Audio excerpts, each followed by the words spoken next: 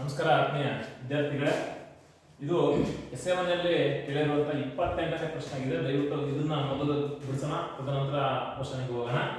ನೋಡಿ, ಮೊದಲನೇದಾಗಿ ಒಂದು ಸಮಾಂತರ ಶ್ರೇಣಿಯ 3ನೇ ಪದ ಮತ್ತು 9ನೇ ಪದಗಳು ಕ್ರಮವಾಗಿ 4 - 8 ಆಗಿವೆ. ಈ ಶ್ರೇಣಿಯ ಎಷ್ಟನೇ ಪದವು 0 ಆಗಿರುತ್ತದೆ ಅಂತ ಹೇಳಿ ಕಂಡುಹಿಡಿಯೋಣ ಅಂತ. ದಯವಿಟ್ಟು ಸ್ವಲ್ಪ ಗಮನ ಕೊಡಿ. ಬಹಳ ಸಮಾಂತರ ಶ್ರೇಣಿ ಬಹಳ ಮುಖ್ಯವಾಗಿರ್ತಕ್ಕಂಥ ಪ್ರಶ್ನೆಗಳನ್ನ ಇಲ್ಲಿ ಪದೇ ಪದೇ ಕೇಳ್ತಾನೆ ಅಂತ ಹೇಳಿ. ಇಲ್ಲಿ 3ನೇ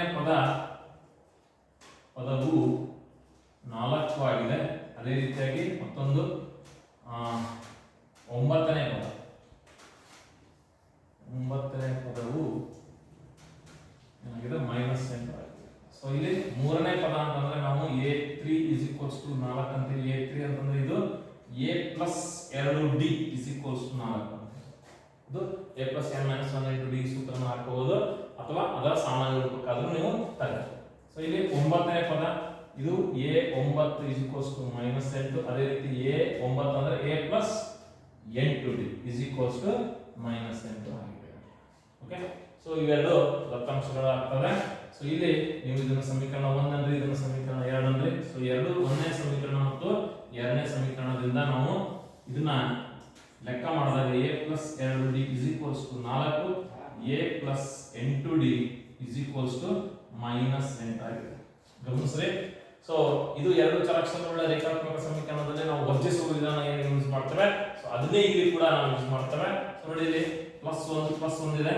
1 ಸಹಗುಣಕಗಳು, ಸಂಖ್ಯಾ ಸಹಗುಣಕಗಳು ಸೇಮ್ ಇದಾವೆ.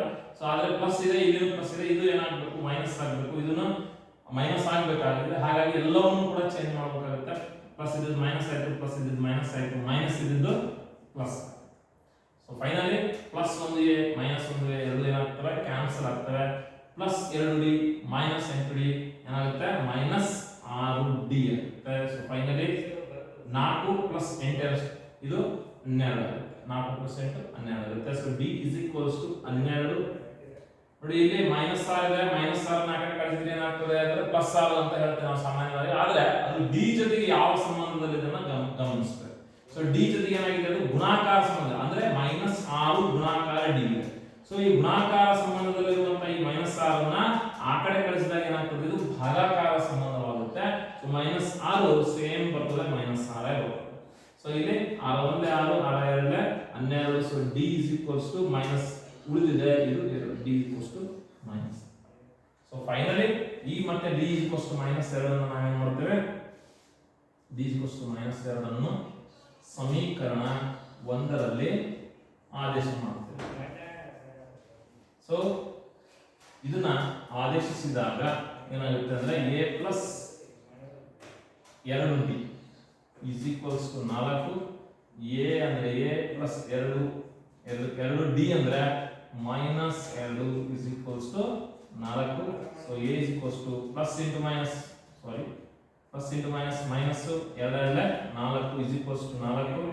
a = 4 ಇದೆ. ಈ -4 ಈ ಕಡೆ ಕಳಿಸಿದಾಗ ಇದು +4 ಆಗುತ್ತೆ.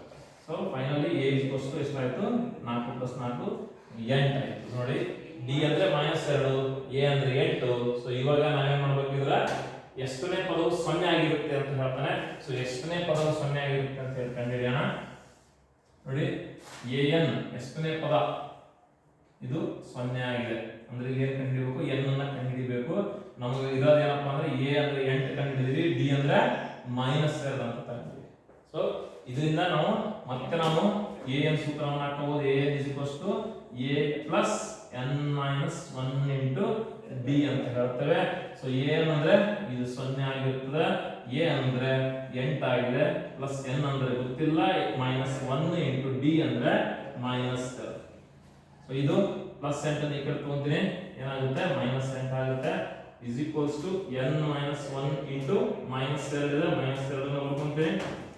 ನೆಕ್ಸ್ಟ್ ಸ್ಟೆಪ್ ಅಲ್ಲಿ -8 ಇಲ್ಲಿದೆ. ಗುಣಾಕಾರ -2 ಇದ್ದಂತದ್ದು ಈ ಕಡೆ ಬಂದಾಗ ಆಗಲೇ ಹೇಳಿದಂಗೆ ಗುಣಾಕಾರ ಇದ್ದ ಈ ಕಡೆ ಬಂದ್ರೆ ಭಾಗಾಕಾರ ಆಗುತ್ತೆ. n - 1. ಮೈನಸ್ ಕ್ಯಾನ್ಸಲ್, 2 1 2 2 4 8 ಆಗುತ್ತೆ. ಫೈನಲಿ ಏನಾಗ್ತದೆ? ಇದು n - 1 = 4 ಬರ್ತದೆ. n = -1 ನ ಕಡೆ ಕಳಿಸಿದಾಗ 4 + 1 ಆಗುತ್ತೆ. n = 5 ಆಗುತ್ತೆ ಅಂತ. ಈ ರೀತಿಯಾಗಿ ಇದು ಅಂದ್ರೆ ನಾವು ಫೈನಲ್ ಆಗಿ ಬರೀಬಹುದು 0 ಎಷ್ಟನೇ ಪದ ಆಗಿರುತ್ತದೆ 5ನೇ ಪದ ಆಗಿರುತ್ತೆ ಅಂತ ನಾವಿಲ್ಲಿ ಬರ್ಕೋಬಹುದು.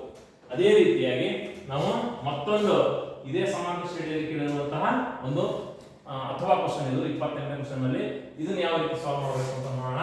ಒಂದು ಸಮಾಂತರ ಶ್ರೇಣಿಯಲ್ಲಿ ಮೂರನೇ ಪದವು 16 ಆಗಿದೆ. ಸೊ ಮೂರನೇ ಪದವು 16 ಆಗಿದೆ. a3 16 ಅಂತ ಹೇಳ್ತೇವೆ.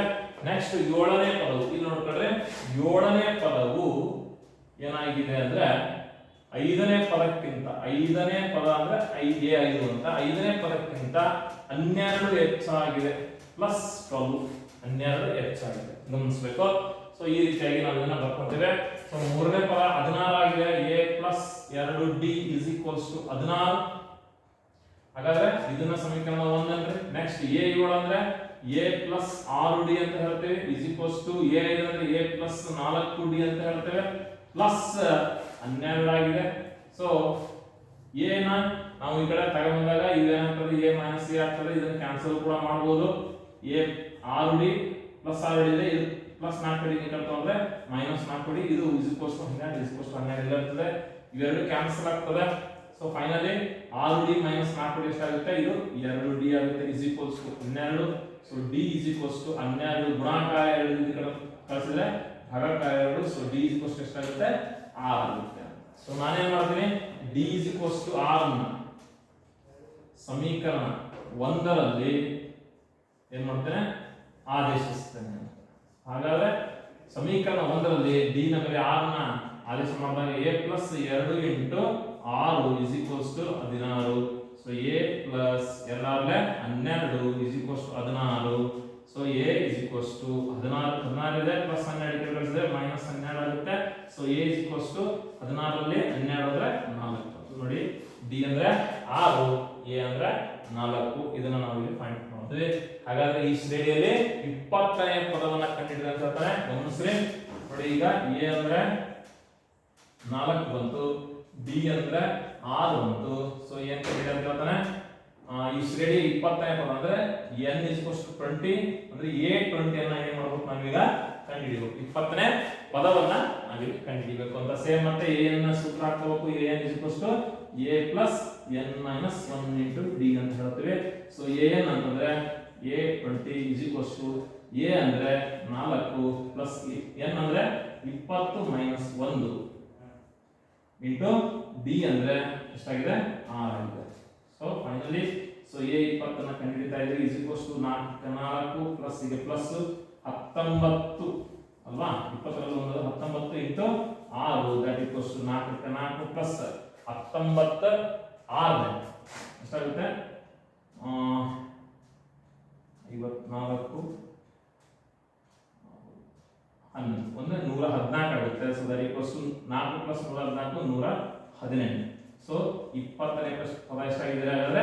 ಸೊ 118 ಆಗಿದೆ ಅಂತ. ಸೊ ಈ ರೀತಿಯಾಗಿ ನಾವು ಸಮಾಂತರ ಶ್ರೇಣಿಯಲ್ಲಿ ಇರುವಂತಹ ಎಲ್ಲಾ ಲೆಕ್ಕಗಳನ್ನು ಕೂಡ ನೀಟಾಗಿ ಬಿಡಿಸಬಹುದು. ಸೊ ಏನಪ್ಪ ಅಂದ್ರೆ ಬಹಳಷ್ಟು ಇದಕ್ಕೆ ನಮಗೆ ಪ್ರಾಕ್ಟೀಸ್ ರಿಕ್ವೈರ್ಮೆಂಟ್ ಇದೆ. ಸೊ ಇದನ್ನ ಮತ್ತೊಮ್ಮೆ ಪ್ರಶ್ನೆ ಕೇಳಿದ್ರೆ ನೋಡ್ಲಾರ್ದಂಗೆ ಇದನ್ನ ತಿಳ್ಕೊಂಡು ನೋಡ್ಲಾರ್ದಂಗೆ ಮತ್ತೆ ಬಿಡಿಸಲಿಕ್ಕೆ ಪ್ರಯತ್ನ ಮಾಡಿದ್ರೆ ಖಂಡಿತವಾಗಿ ಇದನ್ನ ಚೆನ್ನಾಗಿ ಮಾಡ್ತೀವಿ ಅಂತ ಹೇಳಿ. ಓಕೆ, ಧನ್ಯವಾದ.